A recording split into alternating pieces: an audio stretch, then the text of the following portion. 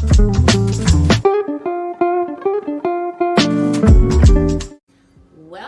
to Mama Mantelli's Kitchen. This is where we're going to give you some great cooking ideas from Joanna Gaines' cookbook, Magnolia Cookbook, and also some tips from me to help you live a beautiful, wonderful, hopefully joy-filled life.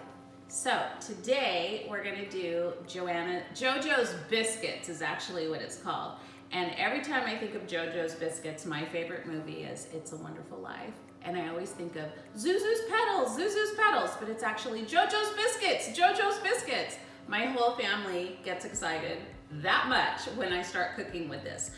So this is super easy. I'm gonna do the prep work for this, and then this goes in the fridge for a half hour. So we will start with good mixing bowls. We've got 2 cups of flour here, and it is self-rising flour. You can do all-purpose flour too. It's not that technical, but that's what it calls for. I'm actually doing half of this recipe because it makes 20 biscuits, and we don't have a big family anymore, so we cut this recipe in half, so it's gonna make 10 beautiful biscuits. The next thing we're gonna do, we're gonna mix up our dry ingredients. So I have a tablespoon of baking powder and a half a teaspoon of baking soda.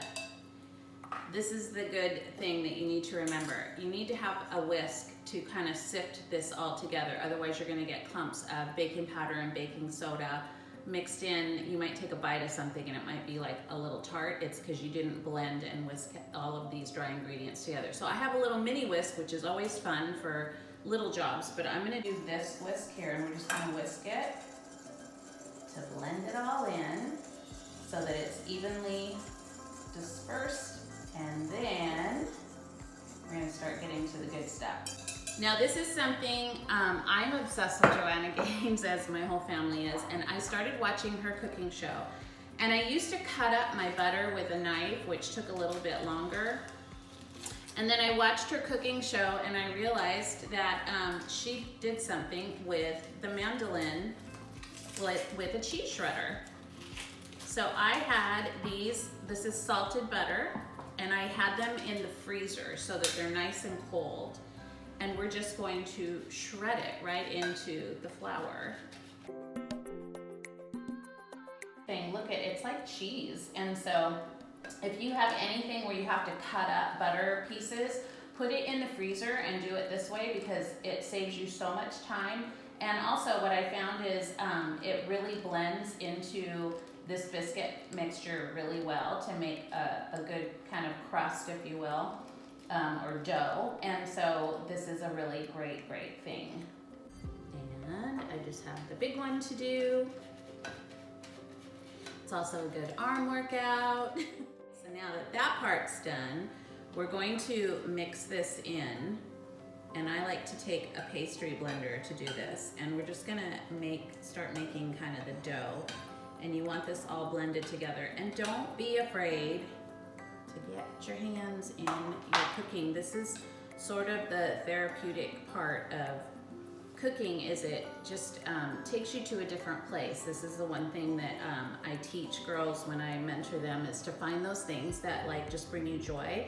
For us, it's being in the kitchen and just getting and digging into the food and making something really beautiful. It is like an art form.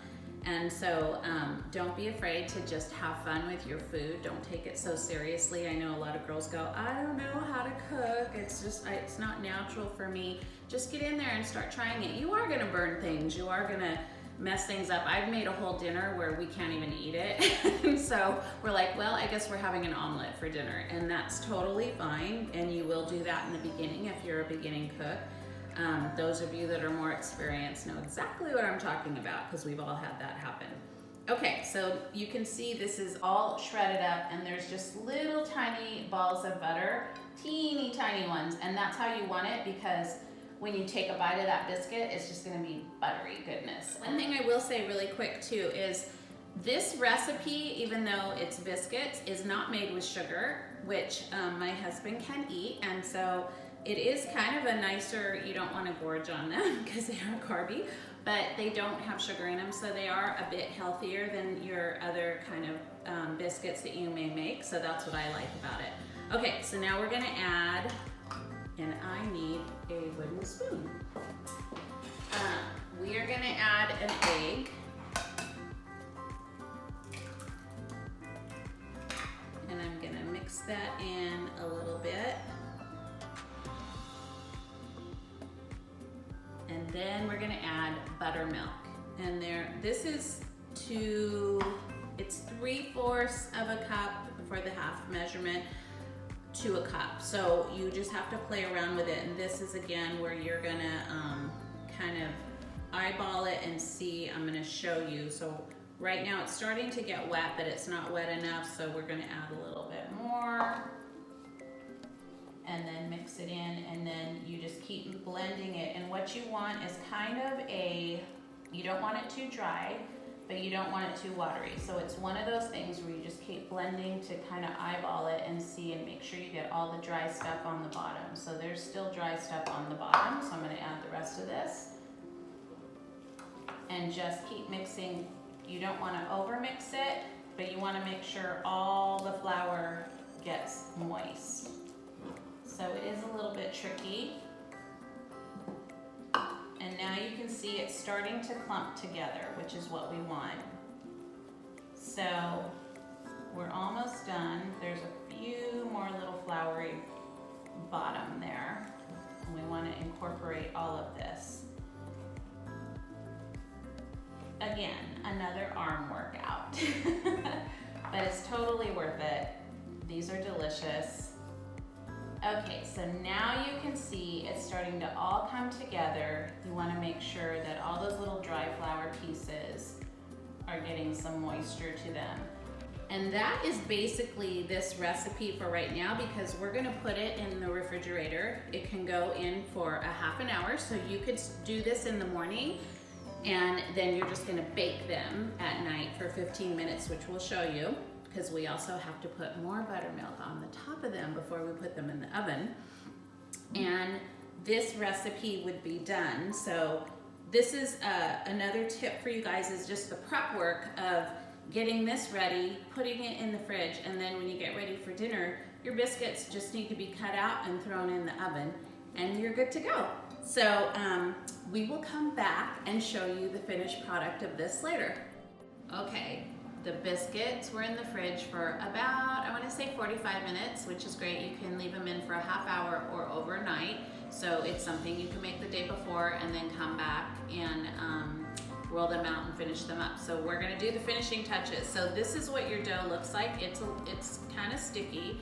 And as you can see, I just threw some flour. I always overflour my board, but you can just scoop it off to the side. But what you want to do is just like sprinkle some flour, so that it gives it a little less tackiness, but you don't want to like over flour it, because you do want it a little tacky.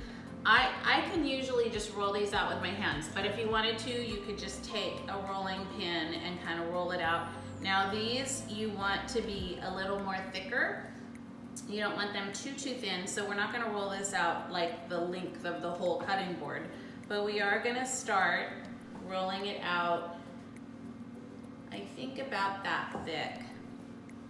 And let me just start, and then I'm gonna just keep doing this with the other ones. So you're not gonna get all 10 at once. So biscuit cutter, these cutters come in different sizes, and this is about the size that you want. And so you just come through here, and we're just gonna cut these cute little circles, pop them out, and you want them touching. So I like to use, again, stoneware from Pampered Chef is like one of the best cooking tools you can have. It cooks everything evenly. And then I love Silpat mats. These are great. If it tells you to use wax paper or parchment paper, a lot of times you can just use a Silpat mat. And they just clean up really well. You can reuse them, and you're not wasting, you know, if you're using a lot of wax paper, that's probably not great for the environment. So, okay, so we have 6 there. I'm really bad at math, so I'm like 2, 4, we have 6. So we're almost done.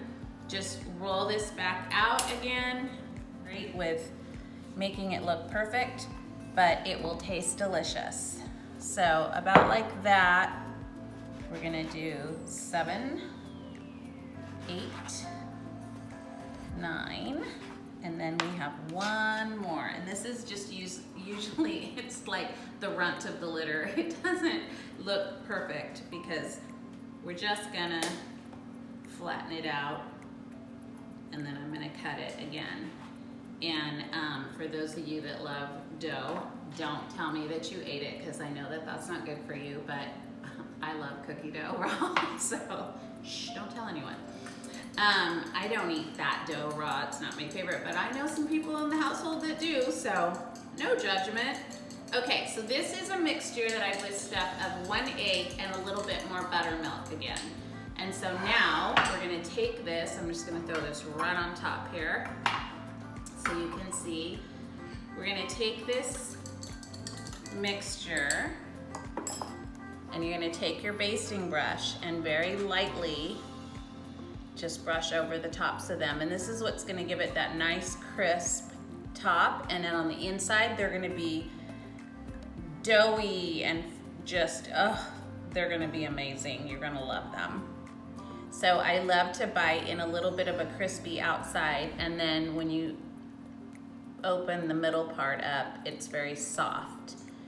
Kind of like a sourdough. You always have like that outer crust that's nice and crunchy, but the inside of it is really doughy. That's kind of how these biscuits are too. So just brushing those, and we are good to go. And these go in the oven for about 400 degrees. I want to say 10 to maybe 13 minutes, but I'll double check on that. All right.